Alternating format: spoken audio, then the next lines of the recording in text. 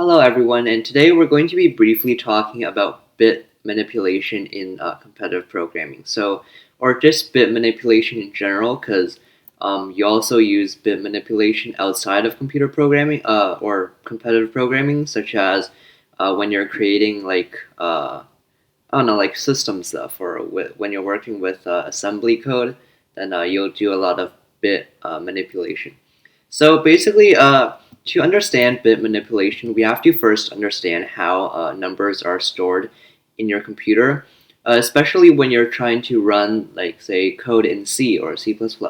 So in C, all the integers, well, if you're working with a number, then you know that you're usually working with the int type, sometimes with the unsigned int type. So for example, unsigned int I equals 1 or something like that. So, but you might not know the difference between signed and unsigned. So basically, all the numbers in C++ or C are just stored as bits. So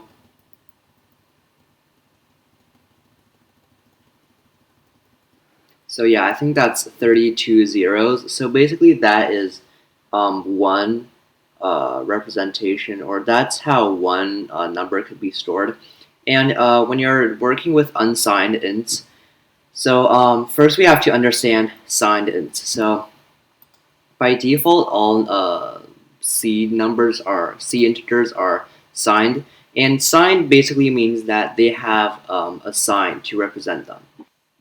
And this is essentially the representation of a signed number. And the first digit here is the sign. And I'm pretty sure, I'm not too into C programming, but I'm pretty sure that so when this is like 1, then that would mean a negative number, and this would mean a positive number.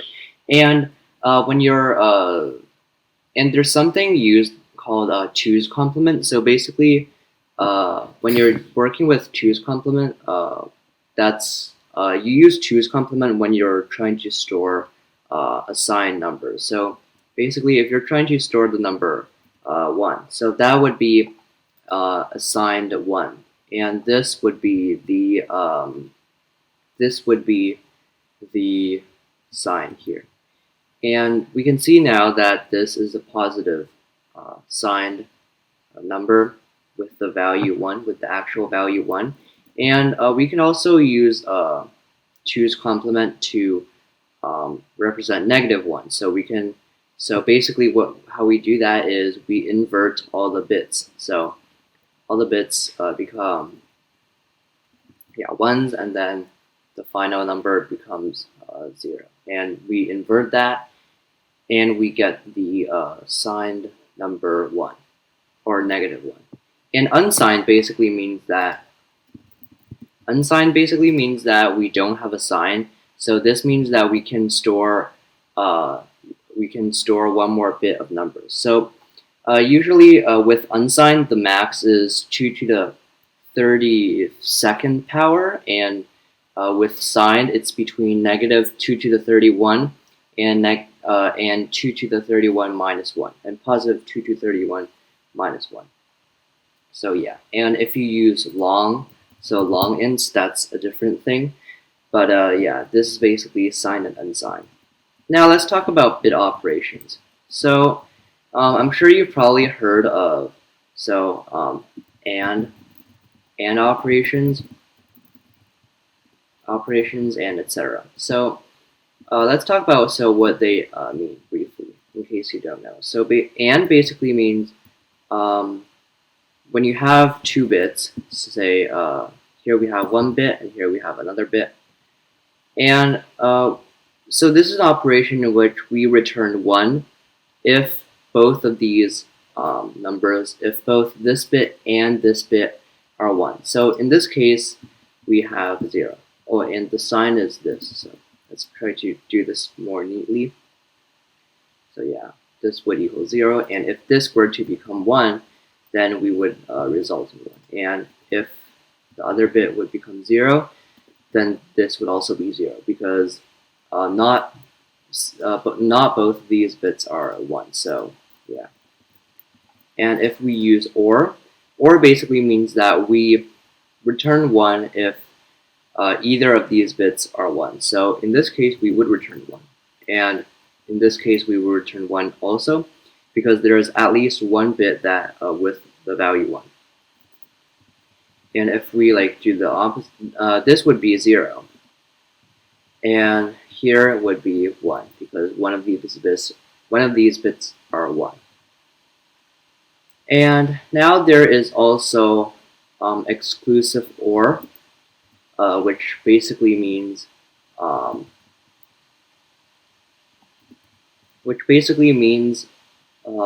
it returns 1 if these are different, I think, or if these bits are different. So if there's like a 0 and 1, then it would return 1, but if there's a 1 and 1, it will return 0.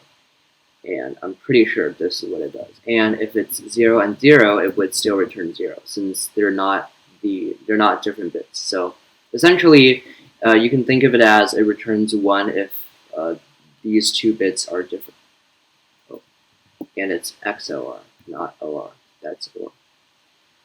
And in Python, there is an implementation of these bit operations, and for the OR operation, it's what do you call this? A pipe, something like that. So like a vertical pipe, and yeah, and OR and would be like this, and exclusive OR would be like this. Yeah. And when we're you might ask, well, okay, I get what these operations do when we're working with bits, but what do we do when we work around with integers, right? Well, it turns out we just use the representation, the unsigned or the signed representations of these numbers. So if we have two numbers, say 3 and say 7 and 8. So in 7, 7 in the binary would be, let's see. So this digit would be 1s, and then 2s, and then 4s, and then 8s. So in binary, it would be 0, 1, 1, 1.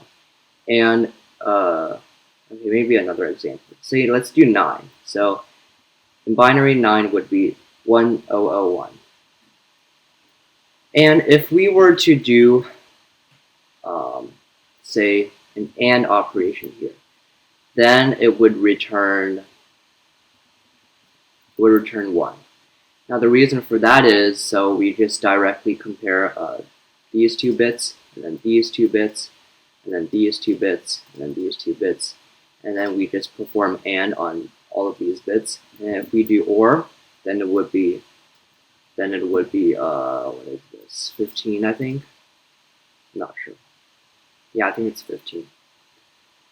And then if we were to do OR, or exclusive OR, let's remove this. Exclusive OR, then it would be, I think this is 14. Yeah, it's 14. So yeah, these are some of the basic bit operations. And there's also something else called bit shifting. So bit shifting is basically like appending numbers of bits to the numbers. That does not make sense, I realize that. But the binary representation for 2 would be 1, 0. Now, if we were to bit shift this left by 2, then we would append 2 0 bits to this thing, and it would become 8. And we can see that when we run this, it returns 8. And if we were to do like bit shift by 8, yeah, we get 512. And what this essentially does, hold on, let's go back to this. So what we're basically doing here is 2 times, okay, let's add a better one. So let's do 3, and 3. And 3, and then if you left shift 3 by 2, then that would return 12, because we're essentially doing, let's do 4 instead. So bit shifting 3 by 4 left. Now this would return 48 because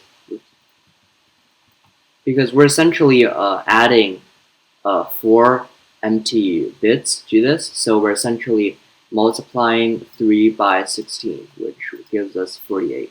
Oops. Yeah, so that is basically, and then we can also do right shift. So this looks a bit like the insertion symbol in C++, but it's not it. Now if we do, like, say 4, okay, let's do 9. And then 9 in binary would be 1, I think. It might be this.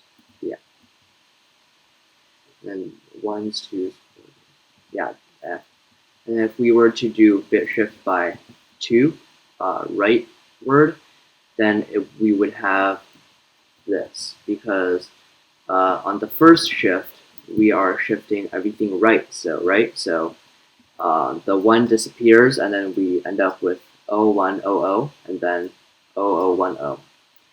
Okay, so we've learned some of the bit operations in C or C++ or Python or whatever language. So how are these used? Now that's a good question, and these can have a variety of uses. And for example, specifically for bit shifting, we can use bit shifting to access a specific bit with a number. In case you're, like, I don't know, making a binary converter and you have to uh, access a single bit of an integer, then you can use bit shifting. Bit shifting right to essentially delete some bits, and then you can access the rightmost bit. So yeah, these are the basic bit operations in competitive programming or programming in general, and I hope you learned something. Goodbye.